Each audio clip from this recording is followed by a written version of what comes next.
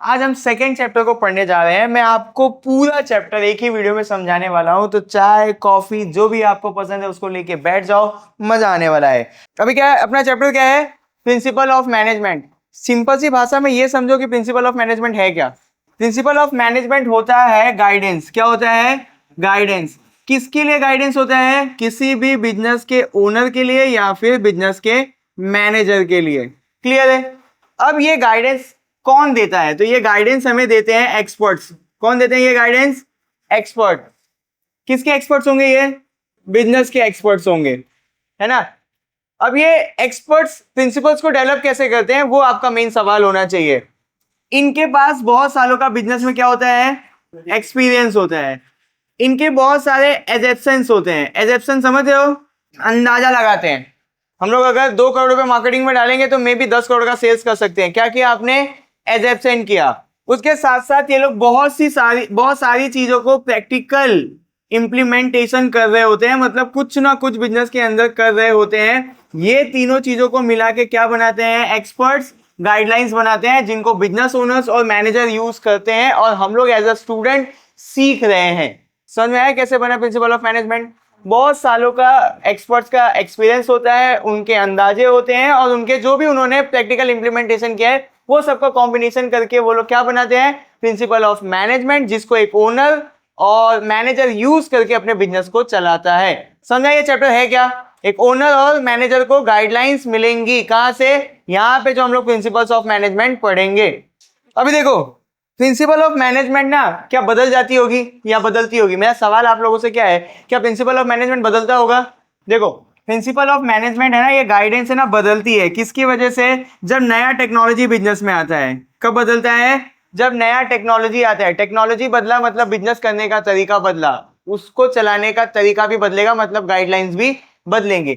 दूसरा भी बदलता है। कब? प्रिंसिपल ऑफ मैनेजमेंट ये अप्लाई किसके ऊपर हो रहा है? ह्यूमन के ऊपर। किसके ऊपर? ह्यूमन के ऊपर। ह्यूमन का बिहेवियर हमेशा चेंज होता रहता है, तो भी क्या होगा? प्रिंसिपल ऑफ मैनेजमेंट बदलेगा। इंसान का बिहेवियर बदलने से, टेक्नोलॉजी के अंदर चेंज आने से प्रिंसिपल ऑफ मैनेजमेंट भी बदलाव आता है। क्लियर है? क्या समझाया? ये एक चीज और समझाना चाहता हूं कि जैसे सपोज करो आज से 50 साल पहले हमारे पापा लोग जिस तरीके से बिजनेस कर रहे थे और वो जो हमको बातें बोल रहे हैं, आज अगर हमको बिजनेस करना होगा तो उनकी 100% बातें सही नहीं होंगी। क्यों? क्योंकि पापा लोग जब बिजनेस कर रहे थे आज से 50 साल पहले, तब टेक्नोलॉजी अलग थी, इंसानों का बिहेवियर अलग था। आज अगर हमको बिजनेस करना है तो टेक्नोलॉजी अलग है, इंसानों का बिहेवियर अलग है। तो पापा लोगों का प्रिंसिपल ऑफ मैनेजमेंट आज उतना नहीं चलेगा। क्लियर है? क्यों नहीं चलेगा? उसका रीजन पता चला? Scientific management. क्या बोला? टॉपिक क्या है? Scientific management. इसको भी आपको दिया था FW टाइलर ने। किसने दिया था? FW टाइलर ने। अब 1 मार्क्स के लिए भी क्वेश्चन याद कर लो या MCQ के लिए। कब आया था ये? 20th सेंचुरी में। कब आया था? 20th सेंचुरी में। साइंटिफिक मैनेजमेंट किसने दिया है? FW टाइलर ने। किस सेंचुरी में दिया था?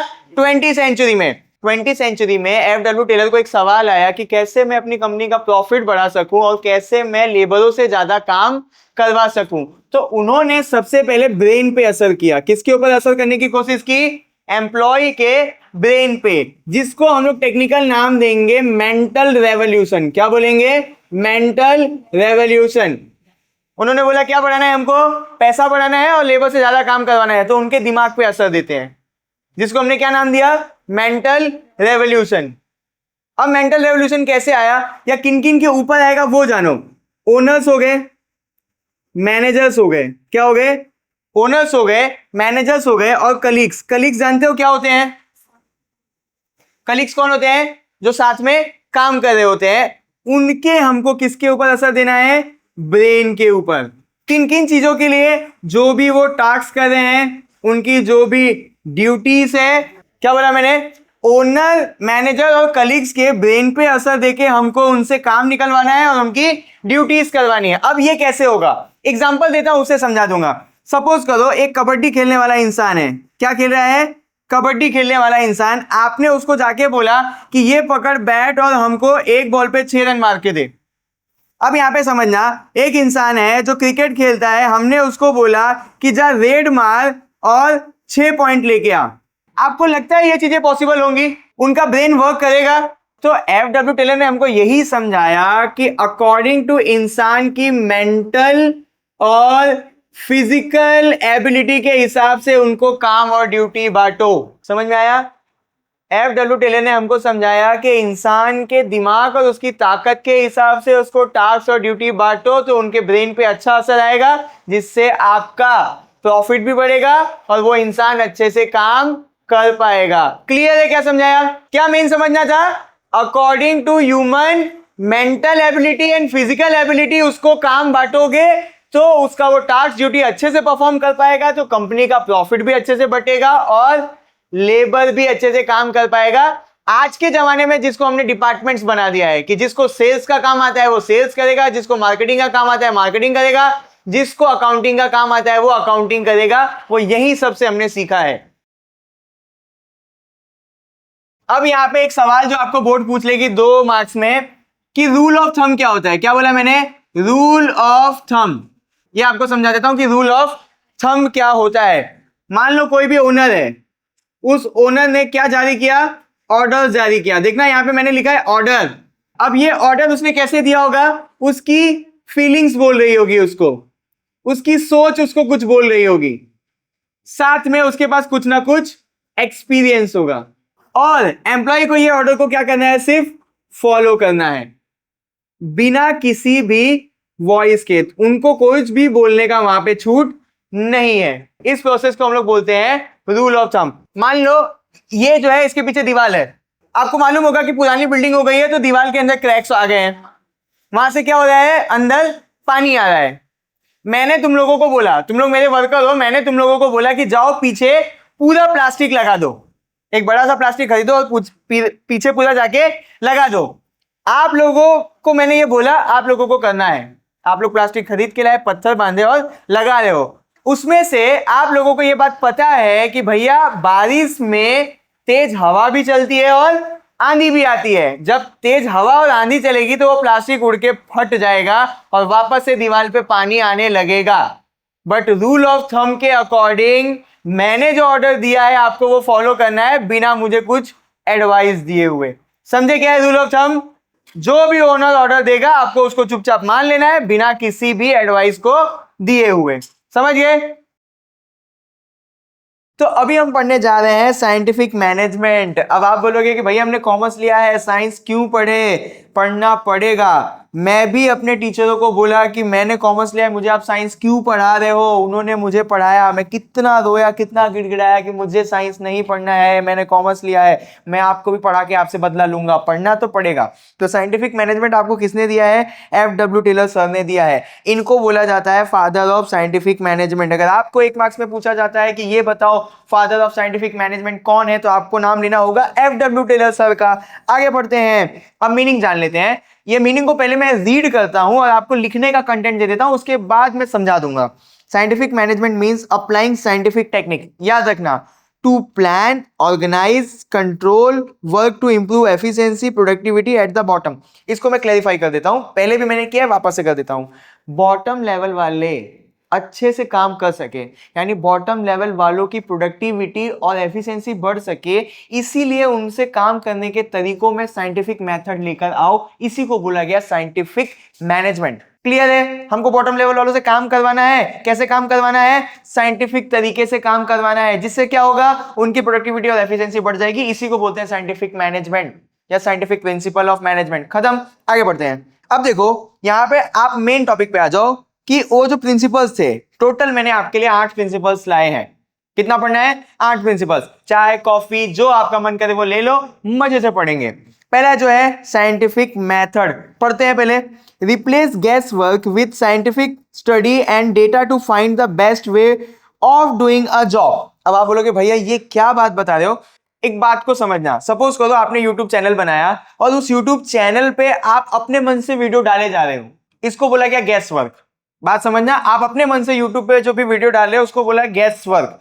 बट अगर आज FW टेलर सर होते तो वो क्या करते? सबसे पहले गूगल पे जाते, गूगल पे जाने के बाद वो सर्च करते कि सबसे ज्यादा कौन सी वीडियो देखी जाती है, लोग किस वीडियो को देखने के लिए सर्च मारते हैं, कौन सा वीडियो ट्रेंडिंग में चल रहा है, तो वो क्या कर रहे हैं, वो डेटा इकट्ठा कर रहे हैं जो भी वो काम करने वाले हैं उसका। इसी को बोला गया साइंटिफिक तरीके से काम करना। आप गेस वर्क पे काम नहीं करोगे, किस पे करोगे, डेटा फाइंड आउट करके काम करोगे। दूसरे प्रिंसिपल पे आ जाते हैं, प्लानिंग एंड इंप्लीमेंटेशन। बहुत आसान है। FW टेलर सर ने हमको बोला कि प्लानिंग का काम जो है वो एक्सपर्ट करेंगे, बाकी जो भी लोअर लेवल पे है वो लोग उसको इंप्लीमेंट करेंगे। प्लानिंग का काम एक्सपर्ट करेंगे, उसको इंप्लीमेंट करने का काम बाकी सारे लोग करेंगे, बात खत्म। देखते हैं तीसरा, जॉब एनालिसिस। जॉब एनालिसिस ये क्या है? Job analysis means studying a job carefully to understand. किसी भी काम को समझने के लिए उसको पढ़ो। आपसे ये तो पढ़ा जाता नहीं, आप क्या जॉब किसी का पढ़ोगे, टेंशन मतलब मैं सिखाता हूं। जॉब एनालिसिस का मतलब क्या है? What work is done in the job, what skill are needed, what tool और machines are use, what kind of person is the best for job. इतना सारा क्या दे दिया भैया, समझा देता हूं।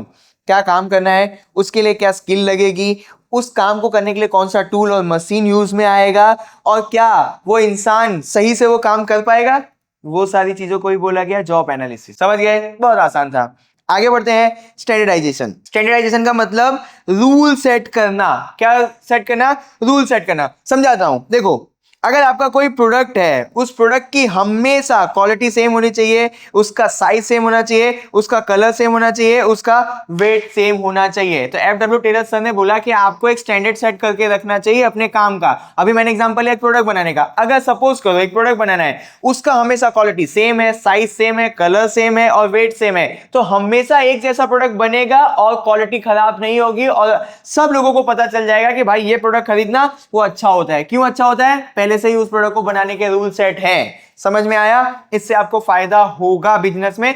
मैं आपको स्पीड में पढ़ा रहा हूं और वो चीजें बता रहा हूं जिससे अभी आपका काम हो जाएगा। तो आगे बढ़ते हैं, scientific selection and training. Scientific selection and training एक बहुत इजी टॉपिक है, पढ़ते हैं पहले। It means selecting the right person for the right job using proper method and then provide them training to enhance their skill. Simple सी भाषा में समझाऊं, आपके पास एक काम है, उस काम को जो इंसान कर सकता है वैसे इंसान को ढूंढो, और उसको ढूंढने के लिए कोई अच्छा मेथड लगाओ। जब वो मिल जाएगा तो उसको ट्रेनिंग दो। क्यों? ताकि वो आपका काम अच्छे से कर सके। इसी को बोला गया साइंटिफिक तरीके से सिलेक्शन करना और ट्रेनिंग देना। बहुत आसान है। आगे बढ़ते हैं, फिनेंशियल मोटिवेशन। इसको पढ़ते हैं। Financial motivation involve giving employee money or reward to enhance their performance। इन्होंने ऐसा बोला कि आपके पास आपका जो एम्प्लॉय है वो पैसे के लिए आता है। अगर वो आपको अच्छा काम करके दे रहा है तो आप उसको अच्छा पैसा दो। अगर उसकी काबिलियत के हिसाब से आप उसको पैसा अच्छा दोगे तो वो आपको और ज्यादा काम करके देगा, मतलब उसकी परफॉर्मेंस बढ़ गई। जो एम्प्लॉय आ रहा है, अच्छा काम कर रहा है, उसको ज्यादा पैसा दो, वो आपके लिए अच्छा काम करके देगा, उसकी परफॉर्मेंस बढ़ गई, बिजनेस को फायदा हो जाएगा। आगे बढ़ते हैं, economy. The economy principle means that all resource, कौन कौन से रिसोर्स, जैसे कि बिजनेस का टाइम, बिजनेस का पैसा, बिजनेस का मटेरियल, बिजनेस का मशीन और बिजनेस के labour should be use carefully so that there is no wastage and maximum profit. समझाता हूं ये इकोनॉमी का प्रिंसिपल।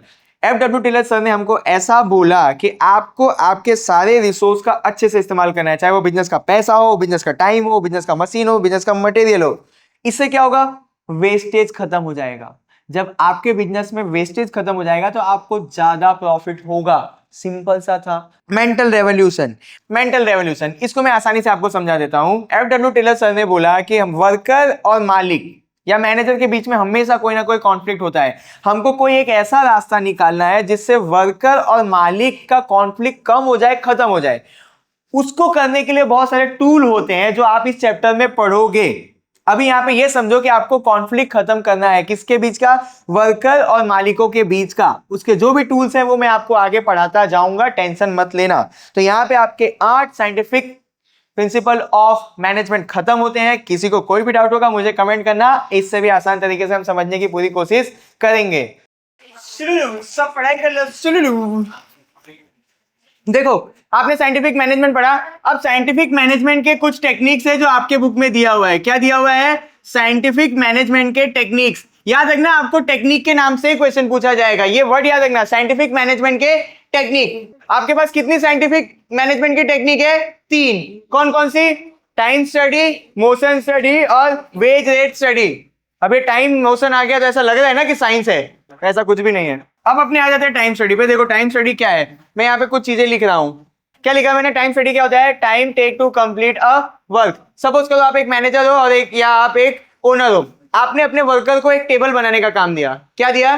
टेबल बनाने का काम। आपने 9 बजे उसको टेबल बनाने का काम दिया था, फिर आप शाम को जब 6 बजे आए तब आपने देखा कि इसका काम 6 बजे कंप्लीट हुआ। कितने बजे वो टेबल बनाना शुरू किया? 9 बजे। काम कब खत्म किया उसने? 6 बजे। 10, 11, 12, 1, 2, 3, 4, 5, 6, एक टेबल बनाने में कितना देर गया? 9 घंटा। ये जो आपने किया इसको बोलते हैं टाइम स्टडी। एक किसी टास्क को पूरा होने में कितना समय लगता है उसी की स्टडी करने को हम लोग क्या बोलते हैं? Time study. क्लियर है? उसी को इंग्लिश में छोटी सी भाषा में लिख दिया, time take to complete a work और टास्क। समझा?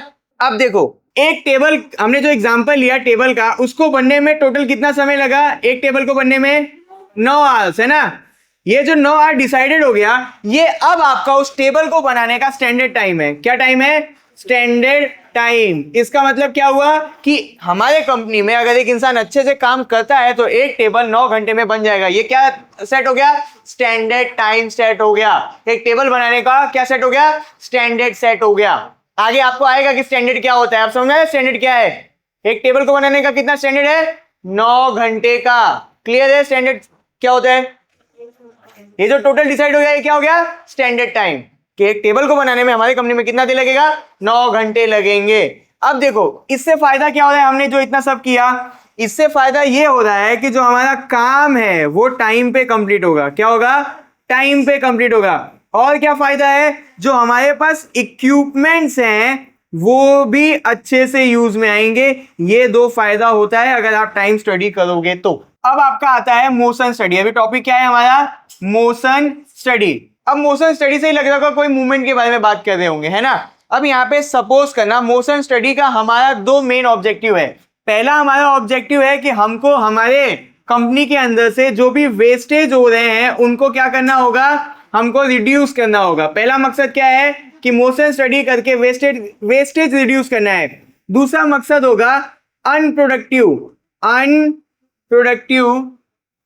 मोशन को भी रिड्यूस करना। सबसे मेन यही है। इसको समझाने के लिए सपोज करो ये जो टेबल है यहाँ पे, ये किचन है। इस किचन पे हम लोग क्या बना रहे हैं? चाय बना रहे हैं। अब ये चाय बनाने के लिए हमको चाहिए दूध, चाय पत्ती, चीनी, पानी और जो भी आप उसके अंदर अलग मसाला डालोगे। चाय यहाँ बन रहा है। अगर मैं यहां से ले आके, यहां से मैंने चाय पत्ती उठाई फिर यहां पे लाया, मैं यहां से चीनी उठा रहा हूं फिर लाके यहां पे डाल रहा हूं, यहां से वहां गया, वहां से यहां आया। अब दूसरा नजरिया देखते हैं। किचन यही है, ये रहा मेरा ड्रोल, इसके अंदर से मैंने चीनी निकाली डाल दी, चाय पत्ती निकाली डाल दी, जो भी मेरे को इलायची विलायची डालनी थी डाल दी, है ना? यहां से यहां लेके आया, मेरा अनप्रोडक्टिव मूवमेंट है। क्या है? Unproductive movement. यहां से मैं यहां कर दूंगा तो प्रोडक्टिव हो जाऊंगा। वेल, यहां से यहां लाने में थकूंगा भी ज्यादा तो मैं कम काम कर पाऊंगा। यहां से मैंने फट से डाल दिया। तो एक मैनेजर, एक ओनर अपने वर्कर्स को ऑब्जर्व कर रहा होता है कि जब वो काम कर रहे होते हैं तो उनका कौन सा मूवमेंट है जो बेकार जा रहा है, वो मूवमेंट उनको एक्स्ट्रा करना पड़ रहा है, जिसकी वजह से क्या हो रहा है? वो थक जा रहे हैं और हमारा प्रोडक्टिव, जो हमारा बिजनेस में है, वो काम कम हो रहा है क्योंकि उनकी प्रोडक्टिविटी लो हो जा रही है। समझ में आया क्या होता है मोशन स्टडी? आपको रिमूव करना है कौन से मूवमेंट को? अनप्रोडक्टिव मोशंस को रिमूव करना है वर्कर के, जब भी वो एक्टिविटीज कर रहे होंगे तब। देखो हमारा टाइटल क्या है, अभी हमारा टॉपिक क्या है? Different wage rate study. किसने दिया था ये जानो? फ्रेडरिक विंस्लो टाइलर या टेलर, जो आपको बोलना हो बोलो। FW टेलर किस नाम से फेमस है? ये FW टाइलर, है ना? ये बहुत बड़ा नाम है मैनेजमेंट के अंदर। इन्होंने एक थियरी दी थी। इस थियरी को जानना हो तो हम लोग ये जानते हैं कि बिजनेस के अंदर ओनर्स होते हैं और मैनेजर्स होते हैं, ये बड़ी पोस्ट वाले लोग हैं। इनको डिसीजन लेना होता है। क्या लेना होता है? डिसीजन। किसके रिगार्डिंग? वेजिस पे करने के रिगार्डिंग। मतलब कि सैलरी बोल लो या फिर इनको मनी बोल लो, ये पे करने का डिसीजन लेना होता है। आप अपने एम्प्लॉय को पैसा दोगे, है ना? बट वो पैसा दोगे कैसे? तो उन्होंने क्या बोला कि आप ना ये देखो, 2 चीजों को देखो। पहला है टाइम। क्या बोला मैंने? पहला है टाइम, दूसरा है एफर्ट्स। क्या बोला? पहला आप चेक करो कि वो कितना टाइम दे रहा है, वो कितने एफर्ट लगा रहा है, जिससे रिजल्ट क्या आ रहा है। अब मान लो यहां पे है अमित। क्या माना? अमित वो 5 घंटे में 10 शूज बनाता है तो कंपनी को 800 रुपए का फायदा होता है। और यहां पे है सुमित 5 घंटे में 25 शूज बनाता है जिससे कंपनी को 3200 रुपए का फायदा होता है।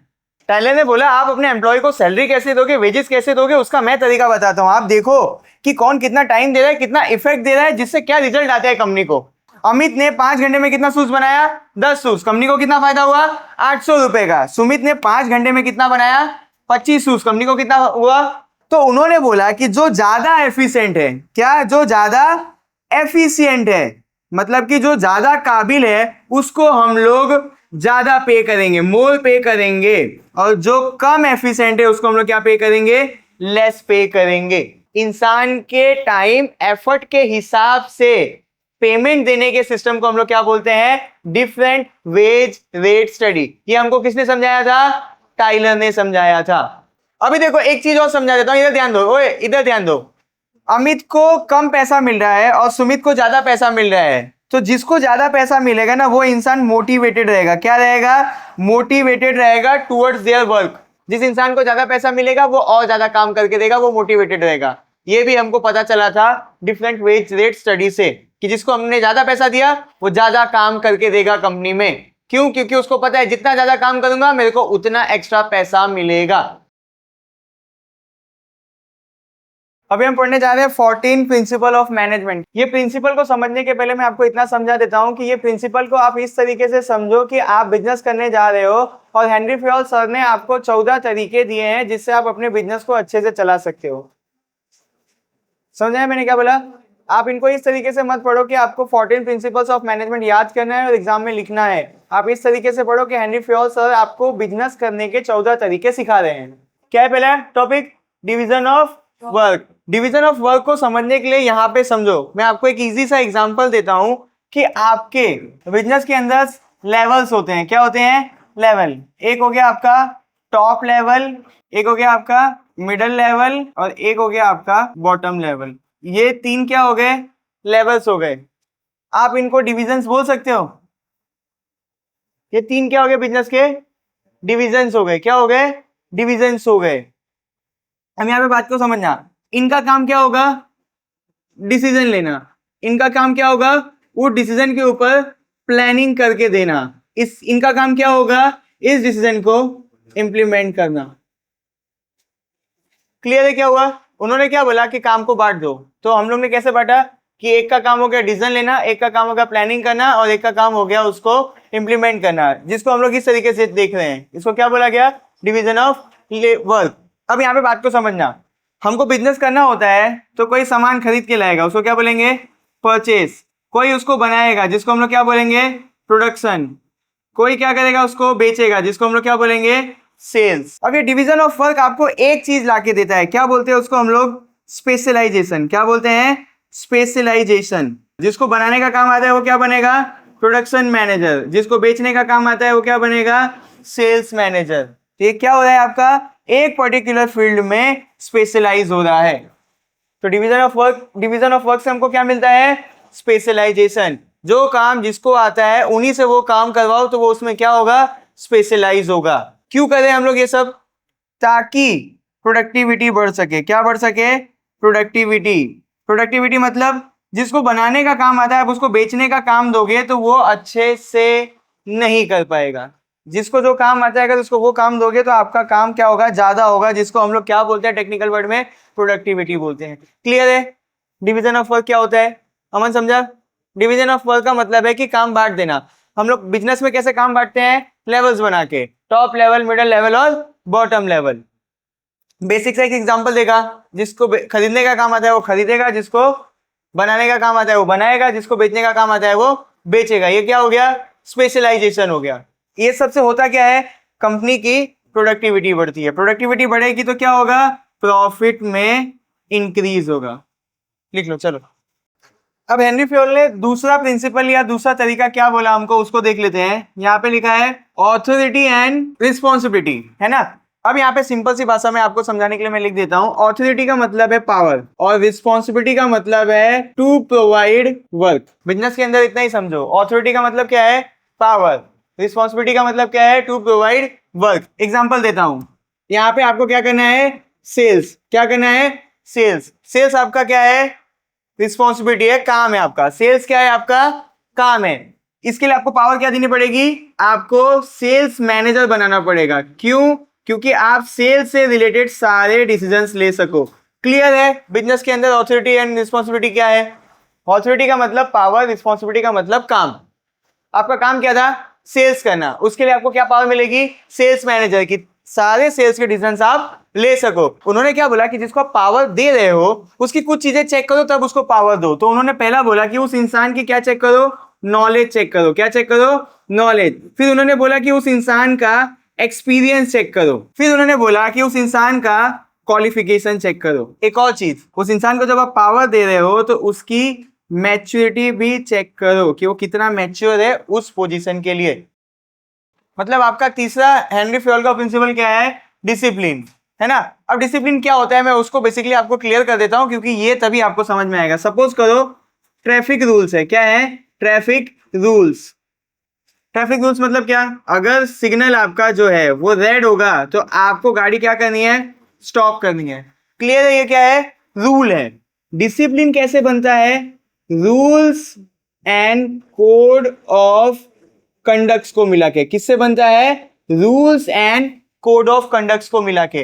अब आप इसमें कंफ्यूज हो जाओगे कि भैया हमको समझ में कैसे आएगा। आपने तो बता दिया कि डिसिप्लिन कैसे बनता है? रूल्स और कोड ऑफ कंडक्ट को मिला के। मैं यहाँ पे आपके कंपनी का, मान लो देसी है, देसी का मैं रूल और कोड ऑफ कंडक्ट बनाता हूं। जो भी इंसान लेट आएगा उसको 100 रुपीज फाइन है। जो भी इंसान एब्सेंट रहेगा बिजनेस के अंदर उसकी 1 डे की salary cut.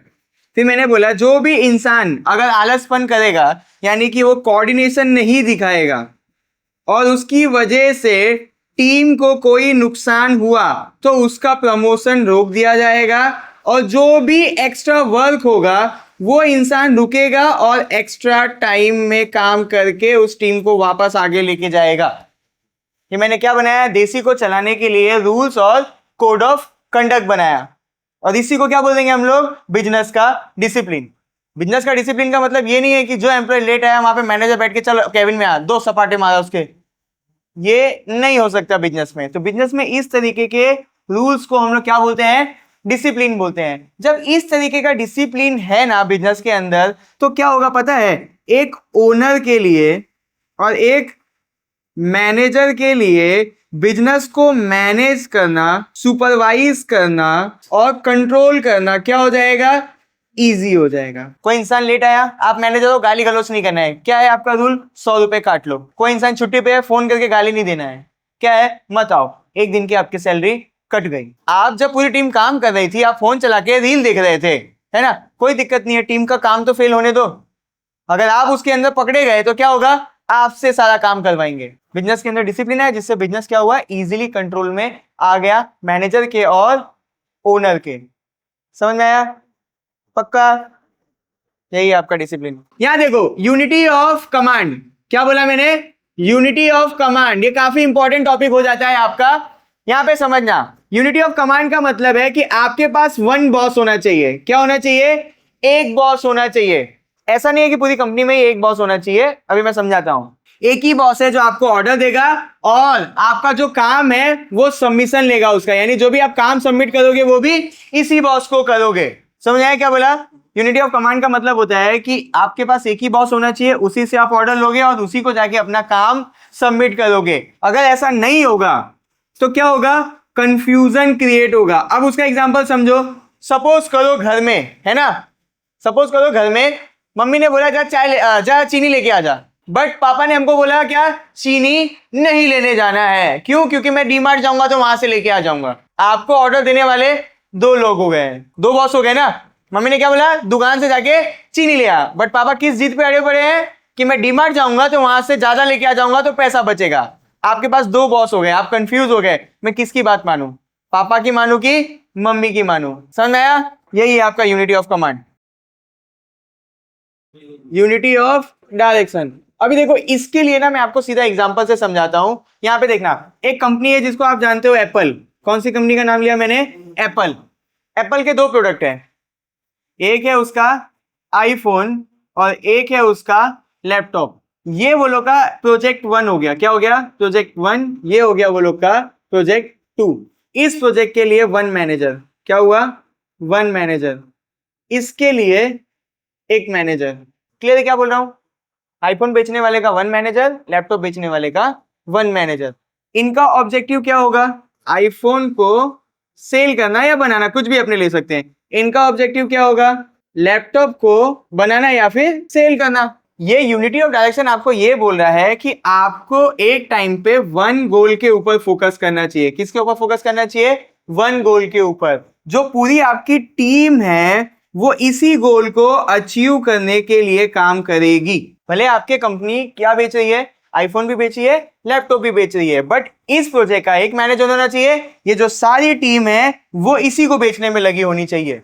Unity of direction का मतलब एक मैनेजर, एक गोल, सारे मिलकर उसी को अचीव करेंगे। समझे? अभी जो छठा प्रिंसिपल है उसका नाम देखो कितना बड़ा है। क्या लिखा है? Subordination of individual interest to the general interest.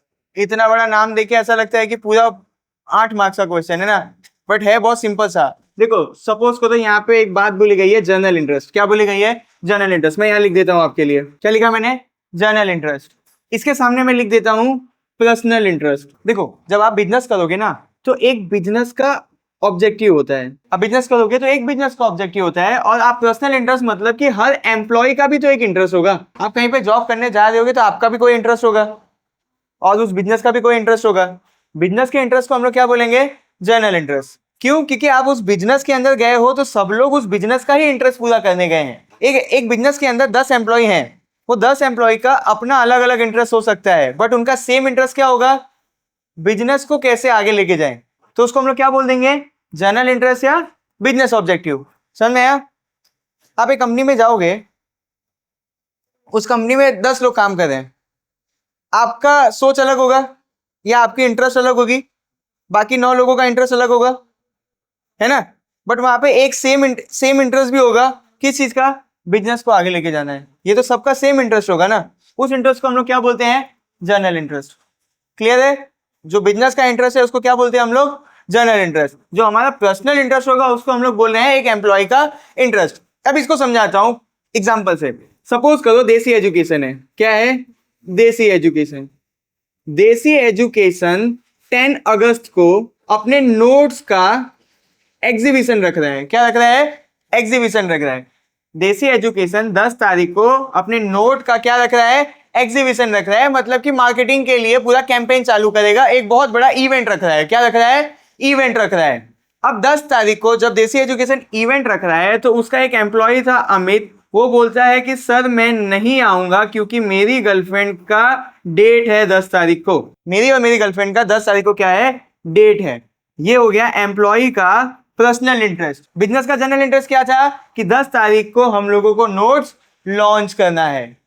तो हेनरी फेयोल ने ये बोला कि आपको आपका पर्सनल इंटरेस्ट साइड में रख के बिजनेस के इंटरेस्ट पे ध्यान देना चाहिए। अब यहाँ पे बहुत ध्यान से समझना कि 10 तारीख को देसी एजुकेशन का नोट लॉन्च था, है ना? आप आईसीयू में पड़े हुए हो तो इसका मतलब ये नहीं है कि वहां से आपके पूरे ग्लूकोज की बोतल, ऑक्सीजन पाइप निकाल के भी वहां पे आपको पहुंचना है। कहां पे?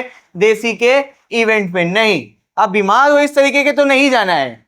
जो चीज मैनेज हो सकती है उस इंटरेस्ट को साइड रख दो और बिजनेस के इंटरेस्ट को आगे रखो। आप अपनी गर्लफ्रेंड का डेट कैंसिल कर सकते हो, वो डेट कैंसिल करो, बिजनेस के इवेंट पे पहुंचो। इसी को हम लोग क्या बोल देंगे? Subordination of individual interest to the general interest. Clear है? अब ये प्रिंसिपल को अगर अप्लाई कर रहे हो बिजनेस में, उससे एक बिजनेस का, एक मैनेजर का कैसे फायदा होगा? सबसे पहले तो डिसिप्लिन मेंटेन रहा अपने आप कि सारे लोग आ रहे हैं काम पे।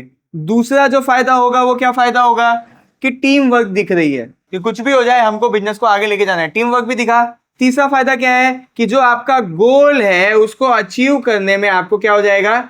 इजी हो जाएगा। ये 3 फायदे हैं जो लिख लेना, जो आपको एग्जाम में लिखने के काम आ जाएंगे। अब जो 7th प्रिंसिपल ऑफ मैनेजमेंट है, रेम्यूनरेशन ऑफ पर्सोनेल, यहाँ पे मैं लिखता हूं, देखना आप लोग। अभी देखो ये जो लिखा हुआ है ये आपको टफ लगेगा। पर्सोनेल का मतलब है वर्कर्स, या फिर आप उनको सिंपल सी भाषा में एम्प्लॉयज भी बोल सकते हो। इतना क्लियर है? अब आगे देखो, रेम्यूनरेशन का मतलब होता है fair payment of work. Remuneration का मतलब क्या होता है? Fair payment of work. सही काम का सही दाम मिलना चाहिए। ये प्रिंसिपल्स हमें यही सिखाता है। कि जो भी आपके एम्प्लॉय काम कर रहे हैं उनकी एबिलिटी के अकॉर्डिंग उनको पे करो। इसी प्रिंसिपल को बोला जाता है रेम्यूनरेशन ऑफ पर्सोनेल। अब यहाँ पे देखना, आप उनको रेम्यूनरेशन यानी पैसा किस फॉर्म में देते हो, या तो आप उनको वेजेस दे रहे हो, या तो सैलरीज दे रहे हो, या वो अगर अच्छा काम करेंगे तो उनको दिया जाएगा बोनस। क्या दिया जाएगा? बोनस। ठीक है। अब एक और चीज जो है वो ध्यान रखना, ये जो आपने उनको बेनिफिट दिया है ये आपने उनको सीधा पैसे का बेनिफिट दिया है, जिसको हम लोग बोलेंगे मॉनेटरी बेनिफिट। अब जो दूसरा होगा वो होगा नॉन मॉनेटरी बेनिफिट।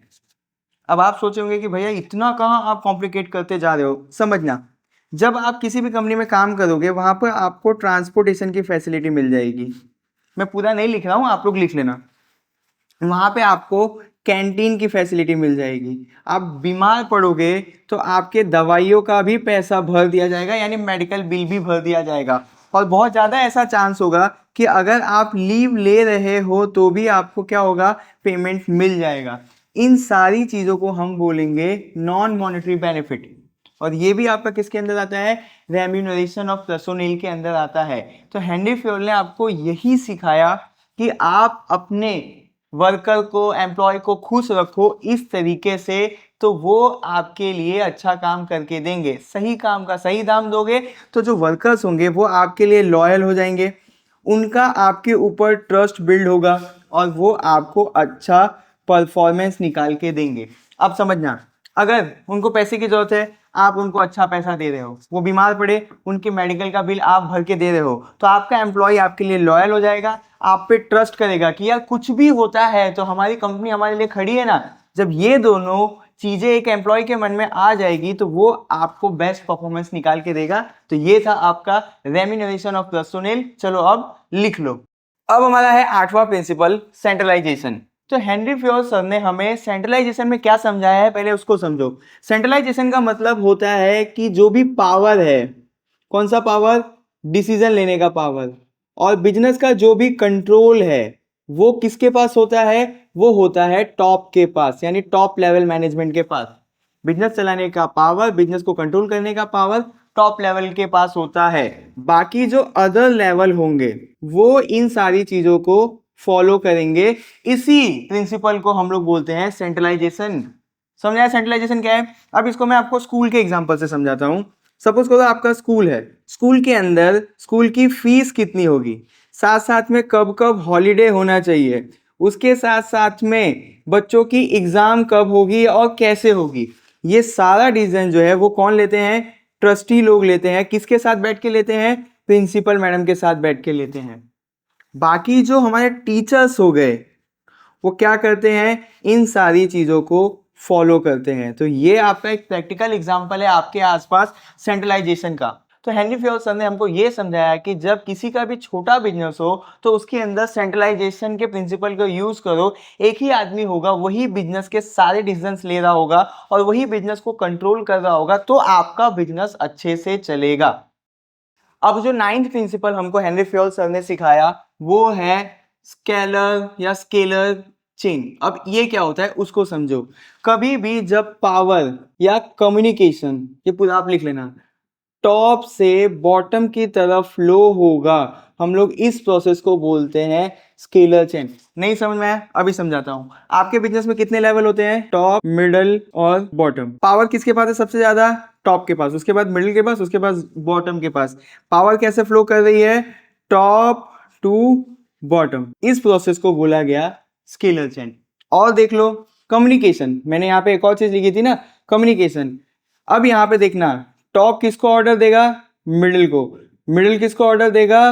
बॉटम को। बॉटम वाले एम्प्लॉय को कोई भी प्रॉब्लम हुई, मान लो कि सुपरवाइजर को कोई भी प्रॉब्लम हुई, तो वो किससे बात करेगा? मिडिल लेवल वाले से, यानी मैनेजर से। अगर मैनेजर को कोई भी प्रॉब्लम आएगी तो वो किससे सॉल्यूशन मांगेगा? टॉप लेवल मैनेजमेंट से। तो ये हो गया कम्युनिकेशन। अब आप सोचेंगे कि भैया ये हुआ क्यों, हेनरी सर ने ये बनाया क्यों? तो देखो, जब इस तरीके का आपका एक स्केलर चेन बना होता है तो आपके बिजनेस के अंदर क्लियरिटी बनी रहती है। किस चीज की क्लैरिटी बनी रहती है कि हमको ऑर्डर किससे लेना है और काम किसको जाके सबमिट करना है। अब आप ये सोचे होंगे कि भैया ये जो स्केलर चेन है इससे हेनरी सर ने हमको सिखाया क्या। मैं अभी आपको समझा देता हूं। तो हेनरी सर ने डिफाइन कर दिया है क्या, पोजीशंस। क्या डिफाइन किया, पोजीशन। यहाँ पे हेनरी सर ने हमको क्लैरिटी दे दी है। किस चीज की क्लैरिटी दे दी है कि भैया आपको अब पता होगा कि आपको किससे ऑर्डर लेना है और किसको जाके अपना काम सबमिट करना है। उन्होंने हमको इस बात की क्लैरिटी दे दी। कैसे, जब उन्होंने स्केलर चेन का पूरा सीक्वेंस बना के हमको दे दिया। अब हमको मालूम है कि हमको ऑर्डर किससे लेना है, टॉप लेवल से, और काम किसको जाके सबमिट करना है, टॉप लेवल को। तो ये प्रिंसिपल हमें इन चीजों की क्लैरिटी देता है जिससे हम अपने बिजनेस को बहुत ही स्मूथली चला। अब जो 10वां प्रिंसिपल है उसको आप सुनोगे तो आपको लगेगा कि ये कुछ और है, बट ये होगा कुछ और। समझाता हूं। आपका जो 10वां प्रिंसिपल है वो है ऑर्डर। क्या है 10वां प्रिंसिपल, ऑर्डर। अभी आपको ऐसा लग रहा होगा कि हेनरी फ्योल सर ने हमको ये सिखाया होगा कि ओए छोटे चल जा चाय लेके आ, ओए चल जा मेरी गर्लफ्रेंड को छोड़ के आ। इस तरीके के ऑर्डर देना हमको सिखाया होगा, ऐसा नहीं है। हेनरी फ्योल सर ने इस प्रिंसिपल में, ऑर्डर वाले प्रिंसिपल में हमको सिखाया हर चीज की, हर किसी की एक प्रॉपर प्लेस होनी चाहिए। याद कर लो मेरे साथ, ऑर्डर वाला जो प्रिंसिपल है आपको क्या सिखा रहा है, proper place of everything and everyone. इसको एग्जांपल से समझाता हूं कि बिजनेस के अंदर दो चीज होती है, एक होता है नॉन लिविंग थिंग्स, एक होगा living thing. Non living thing में क्या आ जाएगा आपका, इक्विपमेंट्स, और लिविंग थिंग में क्या आ जाएगा आपका, ह्यूमन। इतना क्लियर है। आगे देखो, इक्विपमेंट। अब हमको हेनरी सर ने ये बोला कि जो भी आपके पास इक्विपमेंट है उनको आप प्रॉपर तरीके से अरेंज करो। अब अरेंज करने का मतलब क्या है, सपोज करो कंपनी के अंदर बहुत सारे टूल्स हैं, उन टूल्स के ऊपर आप क्या करो, लेबल लगा दो। क्या लगा दो, लेबल लगा दो। और उन टूल को एक टेबल्स के अंदर रख दो, उस टेबल के ऊपर भी एक लेबल लगा दो, जिससे क्या होगा, सबको पता चल जाएगा कि कौन सा सामान किस टेबल के अंदर रखा हुआ है। सपोज करो हम लोग को रोज मशीन को मेंटेन करना पड़ता है, तो मशीन बनाने के जो टूल हैं उन टूल के ऊपर एक लेबल लगा दो, और वो टूल को आप जिस भी बॉक्स में रख रहे हो या जिस भी कबोर्ड में रख रहे हो उस कबोर्ड पे भी एक लेबल लगा दो कि ये टूल इस कबोर्ड में रखा हुआ है। इसको हमने क्या बोल दिया कि आपके जो भी नॉन लिविंग थिंग है, यानी जो भी इक्विपमेंट है, जो भी मटेरियल है, उसको मैनेज करके रखो। तो ये वाला हो गया कि एवरीथिंग को प्रॉपर प्लेस पे डाल दिया। अब देखो ये वाला जो प्रिंसिपल है कि right person at right job, सही इंसान को सही काम में लगाओ। मान लो कि एक आदमी है जो परचेस के अंदर एक्सपर्ट है, मतलब कि उसका टैलेंट है कि कोई भी चीज को सस्ते में खरीद के ले आना। आपने उसको बोला कि भैया जा कैसे भी हमारी कंपनी का सेल्स कर, और वो इंसान बोलेगा यार मुझे तो खरीदना आता है, आप मुझे बेचना क्यों दे रहे हो, तो वो इंसान वो काम प्रॉपर कर नहीं पाएगा। तो हेनरी फ्योल सर ने बोला कि सही इंसान को सही काम दो। ये आपका कौन सा प्रिंसिपल है, ऑर्डर। तो हेनरी फ्योल सर ने हमको ऑर्डर वाले प्रिंसिपल से ये सिखाया कि सही इंसान, सही चीजों को सही जगह पे रखोगे तो सारा बिजनेस सही से चले। अभी 11th प्रिंसिपल है आपका इक्वालिटी। मैं इसके अंदर ज्यादा डीप में नहीं जाऊंगा क्योंकि आपको ये इजीली समझ में आ जाएगा। इक्वालिटी का मतलब क्या है कि बिजनेस के अंदर जो भी ओनर्स होंगे या मैनेजर्स होंगे उनको अपने एम्प्लॉय के साथ फेयर ट्रीटमेंट करना होगा। क्या ट्रीट करना होगा, उनको फेयर तरीके से ट्रीट करना होगा। उनके अंदर कोई भी डिस्क्रिमिनेशन नहीं करना होगा। उसके साथ साथ उनको कोई भी प्रॉब्लम आ रही है तो उनको जस्टिस दिलाओ। अब मैं इसको आपको स्कूल का एग्जांपल लेके सिखाता हूं कि स्कूल में हमने ऑब्जर्व किया हुआ है कि टीचर्स बच्चों के साथ भेदभाव करते हैं। ऐसा नहीं करना चाहिए। जो बच्चा अच्छा पढ़ता होगा टीचर्स उसको सर पे बिठा लेते हैं, जो बच्चा खराब पढ़ता है तो टीचर उसका मोरल डाउन करते हैं, उसको उल्टा सीधा बोलते हैं। तो इसी तरीके से बिजनेस में भी होता है। तो हेनरी फ्योल सर ने बोल दिया कि भाई बिजनेस के अंदर इक्वालिटी होनी चाहिए एम्प्लॉय के साथ, सबको आप अच्छे से ट्रीट करो, सबके साथ भेदभाव मत करना, और किसी के साथ कुछ भी बुरा हो रहा है तो as a manager, as a owner आपका काम है कि उनको इंसाफ दिलाओ। इस छोटी सी बात से सोचो कि एम्प्लॉय के दिमाग पे कितना असर पड़ेगा, और वो एम्प्लॉय आपके बिजनेस के लिए क्या हो जाएगा, लॉयल हो जाएगा। अगर ये सारी चीजें एक एम्प्लॉय को पता रहेगी कि ऐसा होता है इस कंपनी में, तो वो आपके साथ लॉयल हो जाएगा। एक एम्प्लॉय का उस कंपनी के ऊपर ट्रस्ट बिल्ड होगा, साथ साथ में एक कंपनी के अंदर पॉजिटिव एनवायरनमेंट बनेगा। उसके साथ साथ में क्या होगा कि यूनिटी भी रहेगी कंपनी के अंदर। एक छोटा सा भेदभाव ना करके इतनी सारी चीजों का फायदा होता है एक बिजनेस के अंदर। ये बात हमको हेनरी फ्योल सर ने कितने प्यार से समझा दी। अब 12th जो प्रिंसिपल है उसको समझना थोड़ा सा बड़ा सा है लिखने में, स्टेबिलिटी ऑफ पर्सोनेल। मैंने बोला था इसका मतलब हो जाएगा वर्कर्स या फिर एम्प्लॉयज। अब यहाँ पे समझना, स्टेबिलिटी का मतलब होता है, आपको पता है, रुकना। इस प्रिंसिपल को मैं आपके रिलेटेड एग्जांपल देके समझा देता हूँ। सपोज करो एक स्टूडेंट है, वो स्टूडेंट किसी कोचिंग में गया, मान लो कि वो देसी एजुकेशन में आया। जब बच्चा देसी एजुकेशन में आता है तब हम लोग बच्चे को यहाँ पे कंफर्टेबल करते हैं। क्या करते हैं? कंफर्टेबल करते हैं। जब बच्चा यहाँ पे कंफर्टेबल हो जाता है ना, तो धीरे धीरे हम लोग क्या करते हैं, उसका कॉन्फिडेंट बूस्ट करते हैं। फिर बच्चे को हम लोग यहाँ पे सिखाते हैं कि आप यहाँ पे नई नई चीजों को सीखो। अगर कोई भी मिस्टेक आप यहाँ पे कर रहे हो तो हम लोग उसका आपको सॉल्यूशन प्रोवाइड करने की कोशिश करेंगे, ना कि आपको मारेंगे और डांटेंगे। जब एक बच्चे को ये पता चल जाता है कि यहाँ पे मिस्टेक होगी तो यहाँ के टीचर्स उनको सॉल्यूशन प्रोवाइड करेंगे। इससे क्या होता है कि बच्चा क्रिएटिवली काम करना शुरू करता है। कैसे काम करना शुरू करता है? क्रिएटिवली। और उसका परफॉर्मेंस क्या होने लगता है? बूस्ट होने लगता है। अब इसको बिजनेस के अंदर डाल देते हैं। कोई भी एम्प्लॉय जब नए बिजनेस के अंदर जाता है तो आप उसको टाइम दो। क्यों टाइम दो? ताकि वो यहाँ पे कंफर्ट हो सके और उसका कॉन्फिडेंट बूस्ट हो सके। जब एक नए एम्प्लॉय का आपके बिजनेस के अंदर कॉन्फिडेंट बूस्ट होगा और वो जो भी मिस्टेक कर रहा होगा आप उसको सॉल्यूशन दोगे तो उसका बेस्ट परफॉर्मेंस निकल के आएगा। अब जब एक एम्प्लॉय को आप इतना सारा बेनिफिट दोगे तो वो लॉन्ग टर्म तक आपके बिजनेस के अंदर रुकेगा। जब एक एम्प्लॉय लॉन्ग टर्म तक आपके बिजनेस के अंदर रुकेगा तो उसको एक्सपीरियंस हो जाएगा और उसी एक्सपीरियंस का यूज करके कंपनी क्या करेगी? प्रॉफिट बनाएगी। कितनी छोटी सी बात है कि एक इंसान को आप अपने कंपनी में समझो, वो जब आप उसको समझोगे वो आपको समझेगा, वो सिस्टम को समझेगा, फिर वो आपको क्या देगा? प्रॉफिट देगा। ये बात हमको सिखाई किसने? हेनरी फ्योल सर ने।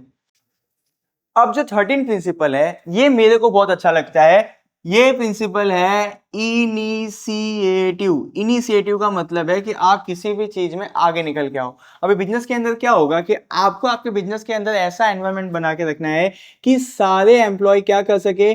डिसीजंस ले सके अपने ओन वर्क का।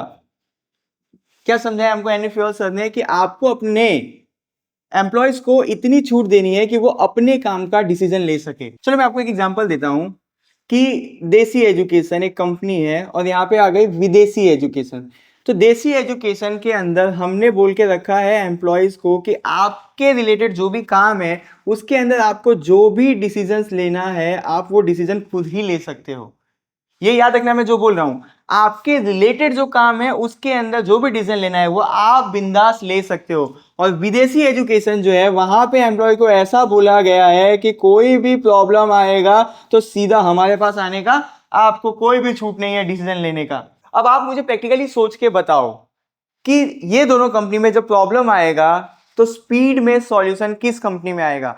आपका दिमाग बोल रहा होगा कि भैया देसी एजुकेशन में आप लोगों ने अपने एम्प्लॉय को छूट देके रखा है कि कोई भी प्रॉब्लम आता है तो आप उसका सॉल्यूशन का डिसीजन ले सकते हो। तो इस कंपनी के अंदर क्विक सॉल्यूशन आएगा किसी भी प्रॉब्लम का।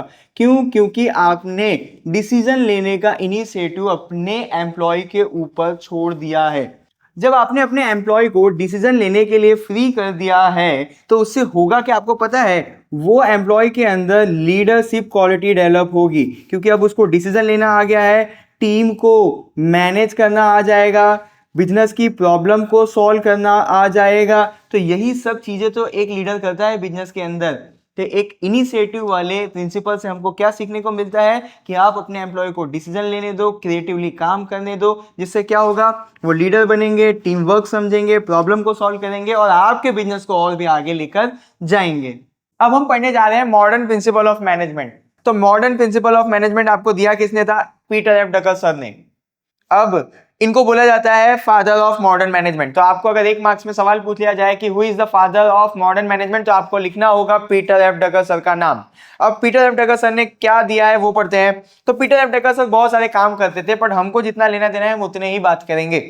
Peter F Drucker sir was a famous management thinker, बहुत ही फेमस मैनेजमेंट थिंकर थे, इतना समझो आपका काम हो जाएगा। आगे देखते हैं, he introduce new ideas and principle that enhance the effectiveness of management in business and organisation. उन्होंने बहुत सारे आइडिया दिए हैं जिससे बिजनेस आपका अच्छे से चल सके, एफिशिएंट तरीके से चल सके। अब उनके प्रिंसिपल्स के बारे में पढ़ते हैं। उनका एक फेमस प्रिंसिपल है मैनेजमेंट बाय ऑब्जेक्टिव, जिसको शॉर्ट में बोला जाता है एमबीओ। एक मार्क्स के लिए आपका सवाल आ सकता है कि एमबीओ का full form management by objective किसने दिया है? पीटर एफ ड्रकर सर ने दिया है। अभी ऑब्जेक्टिव आपको सिखाता क्या है? Set goals for each employ and review their performance based on those goals. Peter F Drucker sir ने हमको ये सिखाया कि आप जो भी काम करें उसका गोल बनाओ। सपोज करो आपको लेके आना है 90%, ये हो गया आपका गोल। अब इस गोल को अचीव करने के लिए आप हमेशा आपकी परफॉर्मेंस चेक करते रहो। लाना कितना है? 90%। तो 90% लाने के लिए मेरे को आपका परफॉर्मेंस चेक करते रहना होगा हरदम।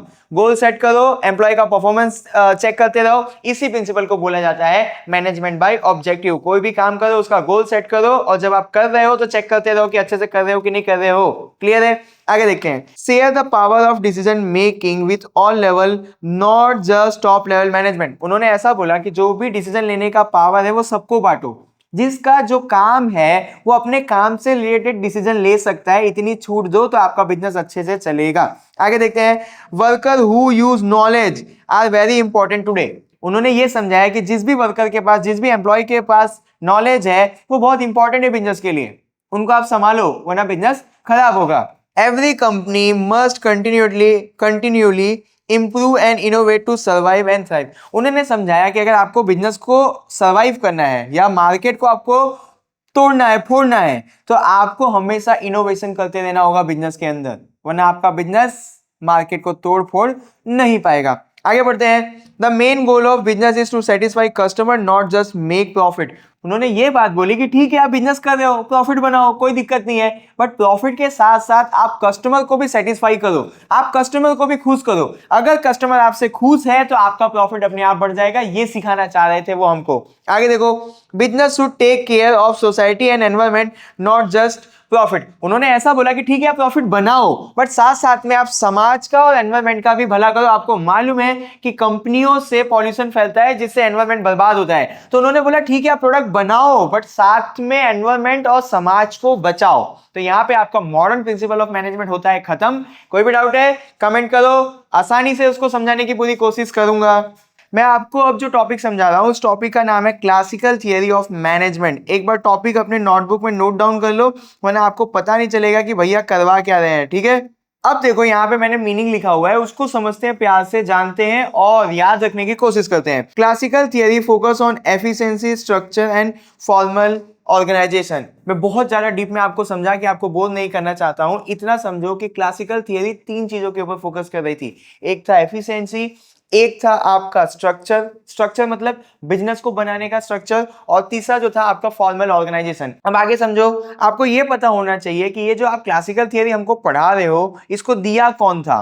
तो यहाँ पे देखो, एक थे हमारे एफ.डब्ल्यू. टेलर सर, एक थे हमारे हेनरी फ्योल सर और एक हमारे मैक्स वेबर सर। तो क्लासिकल थियरी के 3 मेन प्रमोटर्स के मैंने आपको नाम बता दिए, मेरे साथ याद कर लो। चलो, Henry Fayol sir, F W. Taylor sir और मैक्स वेबर सर। कोई सीक्वेंस मेंटेन करने की जरूरत नहीं है, जैसे आपको याद रह रहा है। चलो इस बार बोल देते हैं, Max Weber sir, Henry Fayol sir और एफ.डब्ल्यू. Taylor sir. अब याद रखो कि इन्होंने दिए क्या हैं। तो क्लासिकल थियरी के अंदर इन्होंने, जैसे एफ.डब्ल्यू. टेलर सर ने दिए हैं scientific management, Henry Fayol sir ने दिया है एडमिनिस्ट्रेटिव थियरी और मैक्स वेबर सर ने दिया है ब्यूरोक्रेटिक मैनेजमेंट। क्लियर है? आगे देखो, मैंने इसको इस तरीके से लिख दिया है ताकि आपका डेटा एक जगह पे हो जाए और फट से आपके दिमाग में आ जाए। कम मेहनत करेंगे, ज्यादा मार्क्स लेकर आएंगे। मैंने लिखा हुआ है 3 ब्रांचेस ऑफ क्लासिकल थियरी। इस तरीके से हेडिंग डालोगे ना तो एग्जाम वालों को लगेगा आप इंटेलिजेंट हो। मैं जानता हूं आप हो नहीं, बट लिखो ऐसे। एफ.डब्ल्यू. टेलर सर ने साइंटिफिक मैनेजमेंट दिया था, उससे हमको क्या सीखने को मिलेगा,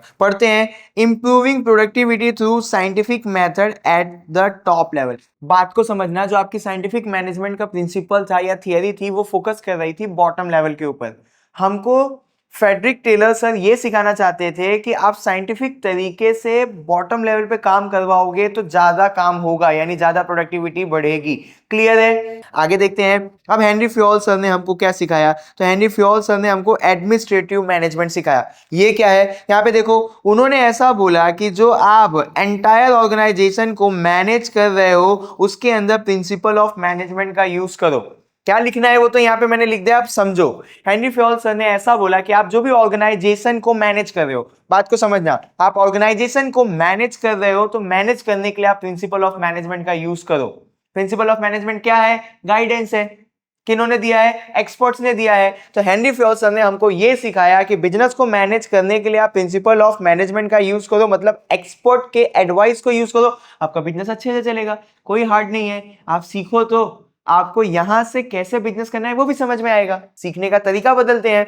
आगे देखो, मैक्स वेबर, इनका नाम ना थोड़ा कम आता है इसीलिए ऐसा लगता है कि ये हार्ड होंगे, ऐसा कुछ नहीं है। मैक्स वेबर सर ने ब्यूरोक्रेटिक मैनेजमेंट के ऊपर फोकस किया। अब आपको बहुत टफ लग रहा होगा, कोई दिक्कत नहीं है, मैं आसान करके देता हूं। अभी देखो, मैक्स वेबर सर ने बोला जब आप ऑर्गेनाइजेशन बनाओगे तो क्लियर रूल्स होना चाहिए आपके बिजनेस के अंदर, उसके साथ हायरार्की। मैं यहाँ पे लिख देता हूं, आपको समझ में आ जाएगा कि इसका मतलब क्या होता है। जो आप ये देख रहे थे ना, टॉप, मिडल, बॉटम, इसी सिस्टम को बोला जाता है हायरार्की का सिस्टम। अभी इतना समझो। उन्होंने बोला कि जब आप बिजनेस बनाओगे तो ऐसे लेवल्स बनाओ, जिसको हमने क्या बोला? हायरार्की। फिर उन्होंने बोला कि आप जब भी बिजनेस चला रहे होगे तो उसके अंदर फॉर्मल ऑथोरिटी होना चाहिए। अब आप बोलोगे भैया ये भी टफ लग रहा है, कोई दिक्कत नहीं, आसान कर देता हूं।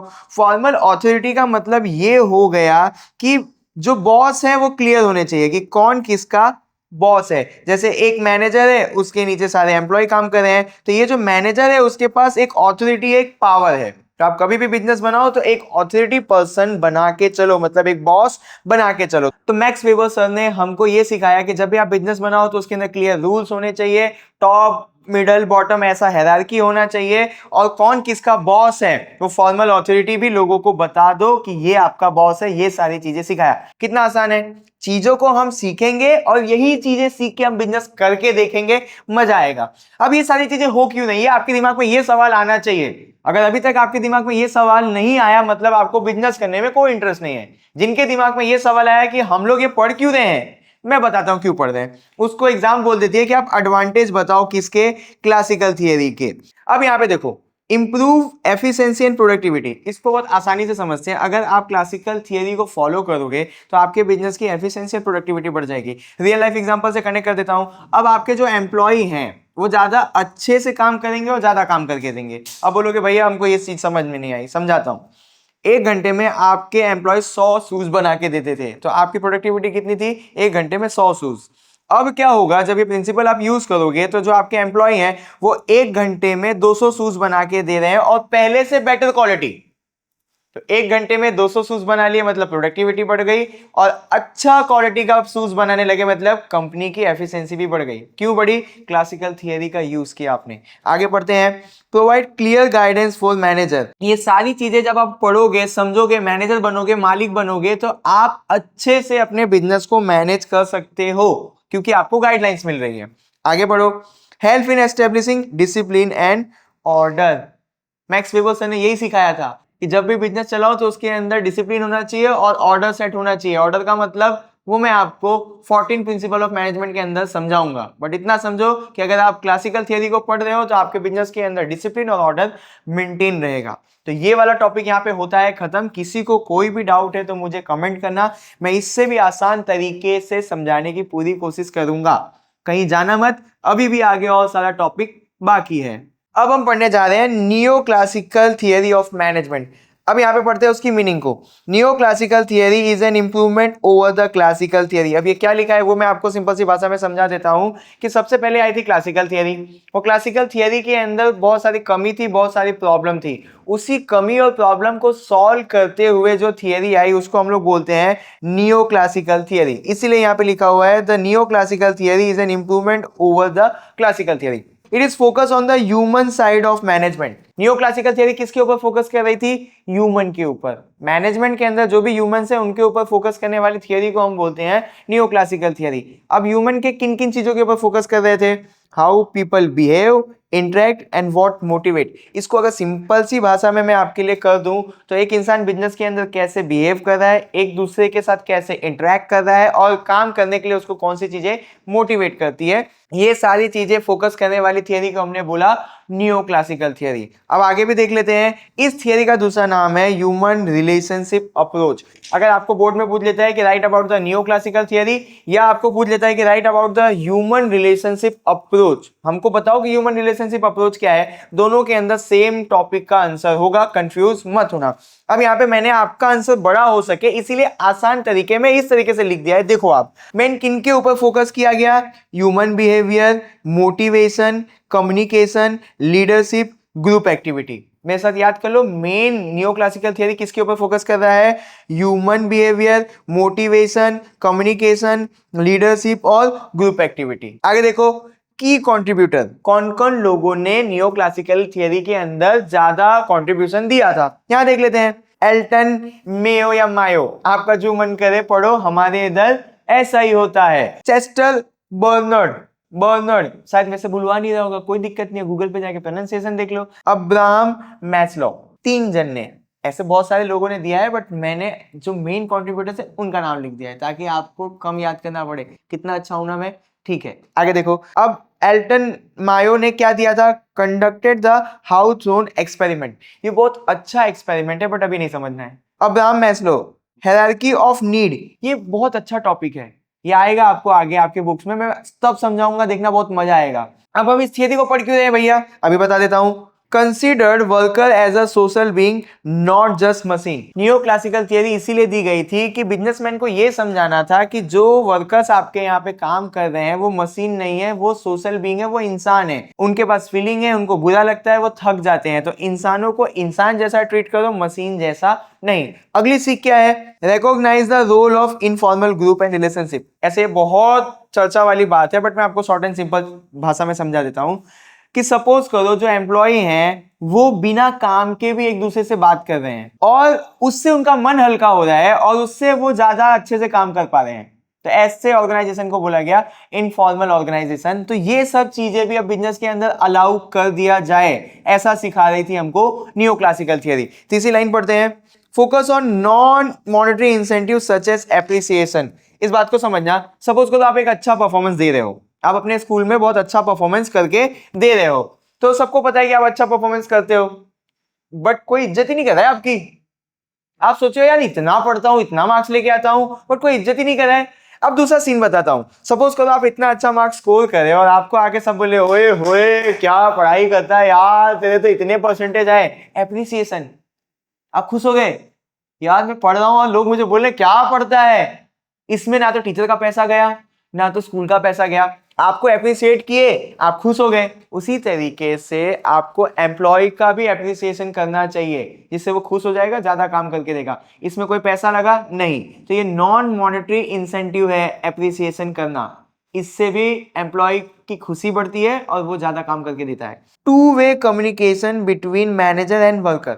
ये ऐसा बोल रहे हैं कि सिर्फ मैनेजर ही आपको ऑर्डर नहीं देगा, वर्कर भी आपसे आके अपनी बातें शेयर करेगा। समझो एक मैनेजर ने एक इंसान को काम दिया है, अब वो इंसान काम कंप्लीट नहीं कर पा रहा है, तो उस वर्कर को जाके अपने मैनेजर को बोलना चाहिए कि सर इस बार मैं काम नहीं कंप्लीट कर पा रहा हूं क्योंकि मेरे घर में मेरी वाइफ बीमार है, मेरा ज्यादातर टाइम उसके ऊपर जा रहा है, उसका ख्याल रखने में जा रहा है। तो मैनेजर बोलेगा ठीक है आपके घर में बीमारी है, आप उनको देख लो, वैसे भी आप अच्छे एम्प्लॉय हो, हरदम हमको काम करके देते हो, कोई दिक्कत नहीं है, आप उधर फोकस करो, मैं ये काम किसी और से करवा लूंगा। इसी प्रोसेस को बोला गया 2-वे कम्युनिकेशन। तो नियो क्लासिकल थियरी हमको ये बात सिखा रही है कि दोनों जब बात करेंगे तो झगड़ा नहीं होगा, बिजनेस अच्छे से चलेगा। 2-वे कम्युनिकेशन वाला भी कॉन्सेप्ट क्लियर। आगे बढ़ते हैं, emphasis on effective leadership and team spirit. ये भी बहुत चर्चा वाली बात है बट इतना समझो कि नियो क्लासिकल थियरी ये बोल रही है कि सबको साथ में मिलकर काम करना चाहिए और आपके अंदर अच्छी लीडरशिप क्वालिटी भी होनी चाहिए या अच्छे लीडर्स प्रोड्यूस होने चाहिए, बात खत्म। यहाँ पे आपका नियो क्लासिकल थियरी भी हो गया। अभी भी बोल रहा हूं मैं, कोई डाउट है तो कमेंट करो, मैं इससे आसान तरीके से समझाने की पूरी कोशिश करूंगा। अभी क्या है, अपना चैप्टर क्या है, प्रिंसिपल ऑफ मैनेजमेंट। सिंपल सी भाषा में ये समझो कि प्रिंसिपल ऑफ मैनेजमेंट है क्या। प्रिंसिपल ऑफ मैनेजमेंट होता है गाइडेंस। क्या होता है, गाइडेंस। किसके लिए गाइडेंस होता है? किसी भी बिजनेस के ओनर के लिए या फिर बिजनेस के मैनेजर के लिए। क्लियर है? अब ये गाइडेंस कौन देता है? तो ये गाइडेंस हमें देते हैं एक्सपर्ट्स। कौन देते हैं ये गाइडेंस? एक्सपर्ट। किसके एक्सपर्ट्स होंगे? ये बिजनेस के एक्सपर्ट्स होंगे, है ना। अब ये एक्सपर्ट्स प्रिंसिपल्स को डेवलप कैसे करते हैं, वो आपका मेन सवाल होना चाहिए। इनके पास बहुत सालों का बिजनेस में क्या होता है? एक्सपीरियंस होता है। इनके बहुत सारे एजेप्शंस होते हैं। एजेप्शन समझ रहे हो? अंदाजा लगाते हैं। हम लोग अगर 2 करोड़ रुपए मार्केटिंग में डालेंगे तो मे बी 10 करोड़ का सेल्स कर सकते हैं। क्या किया आपने? एजेप्शन किया। उसके साथ साथ ये लोग बहुत सारी चीजों को प्रैक्टिकल इंप्लीमेंटेशन कर रहे होते हैं, मतलब कुछ ना कुछ बिजनेस के अंदर कर रहे होते हैं। ये तीनों चीजों को मिला के क्या बनाते हैं? एक्सपर्ट्स गाइडलाइंस बनाते हैं, जिनको बिजनेस ओनर्स और मैनेजर यूज करते हैं और हम लोग एज अ स्टूडेंट सीख रहे हैं। समझ में आया कैसे बना प्रिंसिपल ऑफ मैनेजमेंट? बहुत सालों का एक्सपर्ट्स का एक्सपीरियंस होता है, उनके अंदाजे होते हैं और उनके जो भी उन्होंने प्रैक्टिकल इंप्लीमेंटेशन किया है वो सबका कॉम्बिनेशन करके वो लोग क्या बनाते हैं? प्रिंसिपल ऑफ मैनेजमेंट, जिसको एक ओनर और मैनेजर यूज करके अपने बिजनेस को चलाता है। समझा ये चैप्टर है क्या? एक ओनर और मैनेजर को गाइडलाइंस मिलेंगी कहां से? यहां पे जो हम लोग प्रिंसिपल्स ऑफ मैनेजमेंट पढ़ेंगे। अभी देखो प्रिंसिपल ऑफ मैनेजमेंट ना क्या बदल जाती होगी या बदलती होगी? मेरा सवाल आप लोगों से क्या है, क्या प्रिंसिपल ऑफ मैनेजमेंट बदलता होगा? देखो प्रिंसिपल ऑफ मैनेजमेंट है ना, ये गाइडेंस है ना, बदलती है। किसकी वजह से? जब नया टेक्नोलॉजी बिजनेस में आता है। कब बदलता है? जब नया टेक्नोलॉजी आता है। टेक्नोलॉजी बदला मतलब बिजनेस करने का तरीका बदला, उसको चलाने का तरीका भी बदलेगा, मतलब गाइडलाइंस भी बदलेंगे। दूसरा भी बदलता है कब? प्रिंसिपल ऑफ मैनेजमेंट ये अप्लाई किसके ऊपर हो रहा है? ह्यूमन के ऊपर। किसके ऊपर? ह्यूमन के ऊपर। ह्यूमन का बिहेवियर हमेशा चेंज होता रहता है, तो भी क्या होगा? प्रिंसिपल ऑफ मैनेजमेंट बदलेगा। इंसान का बिहेवियर बदलने से, टेक्नोलॉजी के अंदर चेंज आने से प्रिंसिपल ऑफ मैनेजमेंट भी बदलाव आता है। क्लियर है? क्या समझाया? ये एक चीज और समझाना चाहता हूं कि जैसे सपोज करो आज से 50 साल पहले हमारे पापा लोग जिस तरीके से बिजनेस कर रहे थे और वो जो हमको बातें बोल रहे हैं, आज अगर हमको बिजनेस करना होगा तो उनकी 100% बातें सही नहीं होंगी। क्यों? क्योंकि पापा लोग जब बिजनेस कर रहे थे आज से 50 साल पहले, तब टेक्नोलॉजी अलग थी, इंसानों का बिहेवियर अलग था। आज अगर हमको बिजनेस करना है तो टेक्नोलॉजी अलग है, इंसानों का बिहेवियर अलग है। तो पापा लोगों का प्रिंसिपल ऑफ मैनेजमेंट आज उतना नहीं चलेगा। क्लियर है? क्यों नहीं चलेगा उसका रीजन पता चला? अभी का जो आपका टॉपिक है वो है मॉडर्न मैनेजमेंट थॉट, या फिर आप उसको दूसरा नाम दे सकते हो मॉडर्न अप्रोच। बहुत स्पीड में पढ़ेंगे, ज्यादा कंटेंट नहीं है इसके अंदर, बट एग्जाम में पूछ सकती है आपको। मीनिंग क्या है? Modern management thought focus on utilizing scientific tools, technology, systems and understanding human behavior to solve complex business problems in the modern world। देखो नया वर्ल्ड जैसे जैसे बनता जा रहा है, जिसको हम लोग मॉडर्न वर्ल्ड बोलते हैं, तो बिजनेस करने का भी तरीका बदलता जा रहा है।